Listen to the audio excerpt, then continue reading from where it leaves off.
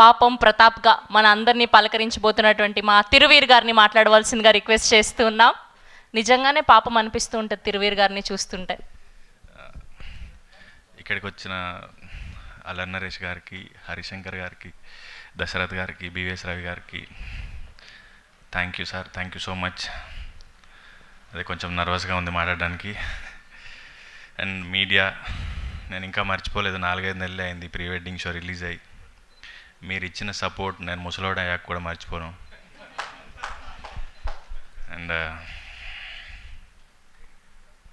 ఏదో మాట్లాడదాం అనుకున్నాను, ఏం మాట్లాడలేకపోతున్నాను. మీరు గుర్తు చేశారు కాబట్టి అజయ్ ఘోష్ గారి గురించి చెప్పాలి. ఈ సినిమా చేసినప్పుడు ఆగండి సార్, అది సినిమా గురించి. మా ఇద్దరి అంటే అందరూ ఏదో హీరో హీరోయిన్ ఇదంతా అనుకుంటున్నారు, కానీ ఒక తండ్రి కొడుకుల బంధం గురించి ఈ సినిమాలో తను రాశాడు నరేష్.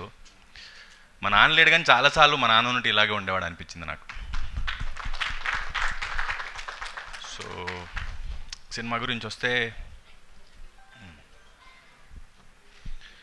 పాపం ప్రతాప్ నరేష్ చెప్పినప్పుడు, నరేష్ సార్ నేను ఒకటే మాట అన్నాను, ఇప్పటికి కూడా సినిమా ఎలా వచ్చింది అంటే ఈవీవి గారి సినిమా ఎలా వచ్చింది అని చెప్తున్నాను.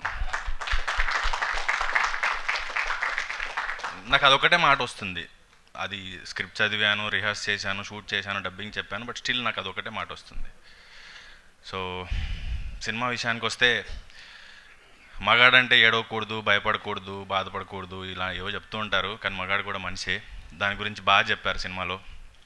అండ్ లాస్ట్ 20 సెకండ్స్ ఒక బిట్ వస్తుంది, అది చూసినప్పుడల్లా అసలు నరేష్ ఎలా ఊహించాడు ఇది అనిపిస్తుంది. అంత మంచి క్లైమాక్స్ ఇచ్చాడు సినిమాకి. అండ్ పాపం ప్రతాప్ అంటున్నారు కదా, ఏప్రిల్ 17వ తారీఖు మా బుజ్జమ్మతో మీ దగ్గరలోని థియేటర్స్కి వస్తాను.